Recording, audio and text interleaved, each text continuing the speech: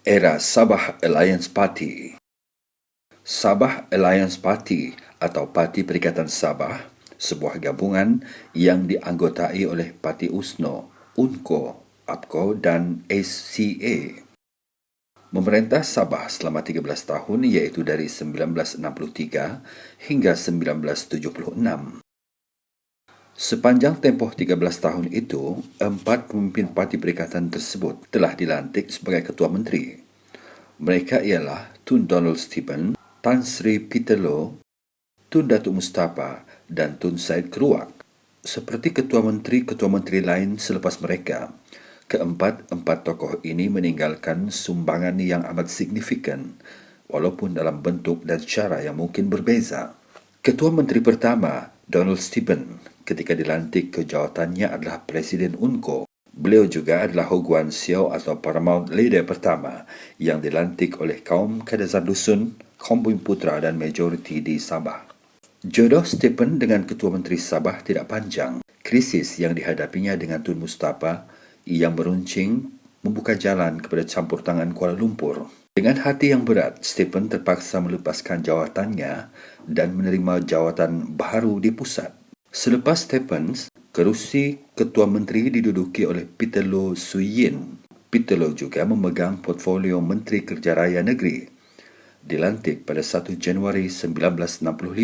Beliau merupakan Ketua Menteri pertama mewakili kaum Cina. Sebelum itu, Peter Low adalah Menteri tidak berportfolio di Jabatan Perdana Menteri selama setahun selepas kemerdekaan Sabah, mewakili parti SCA. Tidak banyak peristiwa yang berlaku semasa Peter Low menjadi Ketua Menteri Sabah kerana kerajaan yang diterajuinya dianggap sebagai kerajaan sementara atau interim government sebelum diadakan pilihan raya umum negeri yang pertama pada 1967. Ramai penganalisis berpendapat semasa Low memegang jawatan itu, orang yang paling berkuasa di Sabah ialah Presiden USNO, Tun Mustafa, kerana USNO mempunyai bilangan wakil yang ramai dalam Dewan Undangan Negeri dan merupakan sekutu rapat SCA. Apapun, ramai bersetuju bahawa Peter Low adalah seorang pemimpin yang berintegriti tinggi. Mengikut rekod, Low tidak pernah meluluskan kawasan balak atau tanah untuk dirinya sendiri atau syarikat-syarikat yang beliau dan keluarganya mempunyai kepentingan, walaupun sebagai Ketua Menteri, beliau berkuasa untuk berbuat demikian. Dalam satu forum bertajuk Forum on Formation of Malaysia Sabah Untold Story yang diadakan di Hotel Shangri-La Tanjung Aru pada tahun 2014, Peter Low membuat satu pendedahan yang mengejutkan orang ramai, terutama KDM yang selama ini berpendapat Perkara 20 adalah perjuangan pemimpin KDM pada ketika itu yang terus mereka perjuangkan hingga ke hari ini. Menurut Peter Low, Ketua Menteri Sabah yang pertama Tun Stephen tidak ada peranan besar dalam menyediakan Perkara 20. Katanya, Perkara 20 merupakan inisiatif kaum Cina dengan bantuan daripada pegawai-pegawai Inggeris yang kemudiannya disemak oleh pemimpin-pemimpin USNO dan UNCO. Bagaimanapun, sebagai pengerusi Malaysia Solidarity Consultative Committee MSCC atau Jawatankuasa Perundingan Perpaduan Malaysia, salinan Perkara 20 diserahkan kepada Stephens oleh Presiden SCA, Koo Siak Chu. MSCC ditubuhkan pada 23 Julai 1961. Ahli-ahli jawatankuasa itu terdiri dari wakil-wakil dari Malaya, Singapura, Sarawak, Brunei dan Sabah. Stephens telah dipilih sebagai pengerusi. MSCC telah mengadakan 4 perjumpaan. Pertama diadakan di Jesselton pada 21 Ogos 1961, kedua di Kuching pada 18 Disember 1961, ketiga di Kuala Lumpur pada 6 Januari 1962 dan keempat di Singapura pada 1 Februari 1962. Menurut Peter Low, Perkara 20 asalnya hanya 13 perkara dan tambahan 7 perkara lagi daripada pemimpin-pemimpin Sabah Alliance Party dalam satu mesyuarat yang diadakan di Jesselton Hotel.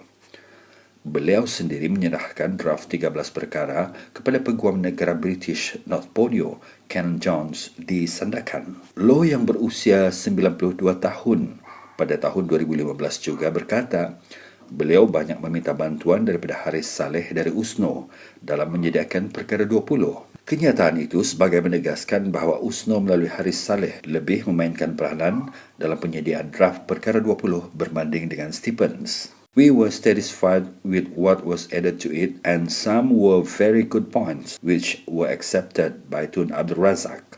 Tambah Loh lagi. Dalam pilihan raya umum negeri Sabah yang pertama pada 1967, Peter Loh bertanding atas tiket SCA tetapi tewas kepada calon bebas Yap Pak Leong.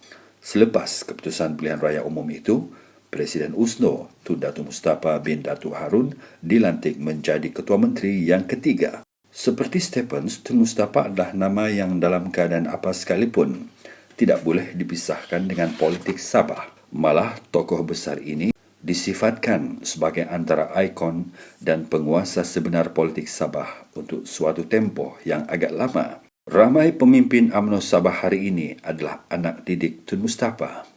Antaranya Musa Aman yang pertama kali bertanding tiket USNO dan pernah menjadi bendahari USNO ketika parti itu menjadi parti pembangkang. Pemimpin lain yang pernah menerima asuhan politik daripada Tun Mustafa ialah Datuk Yahya Hussein, Datuk Haji Haji Nur dan Datuk Rahim Ismail yang bermula sebagai calon USNO di kawasan masing-masing.